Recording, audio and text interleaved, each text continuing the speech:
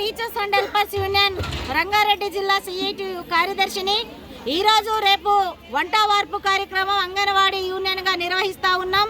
రంగారెడ్డి జిల్లా ఆఫీసు ముందు ఉదయం నుండి ఈరోజు రాత్రంతా కూడా ఇక్కడే వంట వార్పుతోటి నిరసన కార్యక్రమాన్ని తెలియజేస్తూ ఉన్నాం. దీని కొనసాగింపుగా రేపు కూడా కలెక్టర్ ఆఫీస్ ముందు ధర్నా కార్యక్రమం కొనసాగింపుగా ఉంటుంది. ప్రధాన డిమాండు మా అంగన్వాడీ టీచర్లని ఆయాలని అందరినీ కూడా పర్మనెంట్ చేయాలి, ఉద్యోగ భద్రత కల్పించాలి, PF ESI రిటైర్మెంట్ బెనిఫిట్ కల్పించాలి, PMC పథకాన్ని రద్దు చేయాలి, నూతన జాతీయ విద్యా విధానాన్ని రద్దు చేయాలి. అలానే అనేక స్థానిక సమస్యలు పెండింగ్లో ఉన్నాయి, వాటన్నిటిని కూడా పరిష్కారం చేయాలి. మినీ టీచర్లను మెయిన్ టీచర్లుగా చేయాలి. 10 నెలల వేతనాలు పెండింగ్లో ఉన్నాయి, వేతనాలన్నీ కూడా ఇవ్వాలి.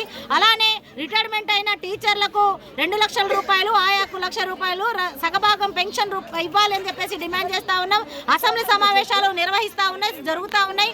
అంగన్వాడీ యొక్క సమస్యలని మొత్తం కూడా సీతక్క గారి దృష్టిలో ఉన్నాయి. కొత్త గవర్నమెంట్ వచ్చిన తర్వాత అనేక హామీలు ఇచ్చారు. గత గవర్నమెంట్ కూడా అనేక హామీలు ఇచ్చారు.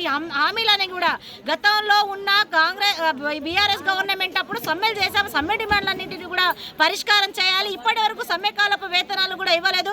గత ప్రభుత్వం హామీలు ఇచ్చింది, ఈ హామీలు మేము నెరవేర్చమనే పద్ధతిలో కాంగ్రెస్ గవర్నమెంట్ ఉంది.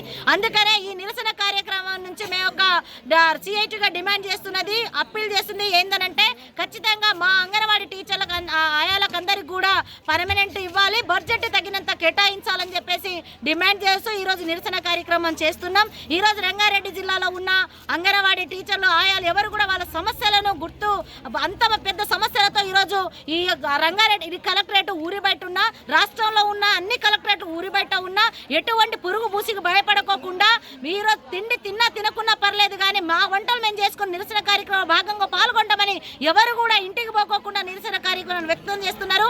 ఇది ఆరంభం మాత్రమే కాంగ్రెస్ గవర్నమెంట్కు. గత గవర్నమెంట్ ప్రభుత్వాలను కూడా ఆలోచన చేయాల్సిన అవసరం ఉంది. అంటే తెలంగాణ రాష్ట్రం వచ్చినప్పుడు తెలంగాణ రాష్ట్రం ఏ పద్ధతిలో గద్దె దిగిందో, ఇప్పుడు గద్దె ఏ పద్ధతిలో ఎక్కిందో కూడా ఒకసారి రేవంత్ రెడ్డి గారు ఖచ్చితంగా ఆలోచన చేయాలి.